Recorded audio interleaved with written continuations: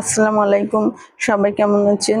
আমি কিভাবে আলু ভর্তা বানাবো সেই ভিডিওটি আমি আপনাদের সাথে শেয়ার করব। আসলে আলু ভর্তাটা আমি সিদ্ধ করে এভাবে লবণ আর মরিচ দিয়ে আমি সুন্দর করে মিহি করে ডোলে ম্যাশ করে নিয়েছি। নিয়ে আমি চুলায় একটা প্যান বসে দিয়েছি। প্যানের মধ্যে আমি এখানে সর্ষের তেল দিয়ে দেবো। ওইখানে একটু তেল ছিল, ওই তেলে আমি শুকনা মরিচ টেলে নিয়েছিলাম।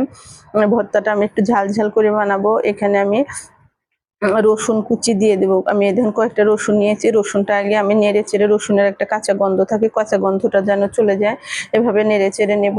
একটু চুলার জালটা আমি বাড়িয়ে দিলাম। এই পর্যায়ে রসুনটা যখন হালকা এরকম ভাজা হয়ে আসবে এর মধ্যে তখন আমি পেঁয়াজ দিয়ে দেবো। আসলে এই ভর্তাতে একটু পেঁয়াজটা বেশি করে দিবেন, তাহলে ভর্তাটা কিন্তু খেতে কিন্তু অনেক মজা হবে। পেঁয়াজটা দিয়ে আমি যখন এভাবে নেড়ে চেড়ে নেব, ভালো করে হালকা বাদামি কালার করে নিয়ে আসবো, তখন আমি যে আলুটা ম্যাশ করে নিয়েছি ওই আলুটা আমি এখানে এর মধ্যে দিয়ে দেব। যখন এ পর্যায়ে আমি আলুটা দিয়ে দিলাম, এই দেখুন আলুটা সুন্দর করে মিহি করে নেবেন। আসলে নিয়ে এভাবে আলুটা নাড়তে থাকবে। এদিকে আমি কাঁচামরিচ কুচি করে নিয়েছি। কাঁচামরিচ কুচিটা এই পর্যায়ে দিলে কিন্তু সুন্দর একটা ফ্লেভার আসবে।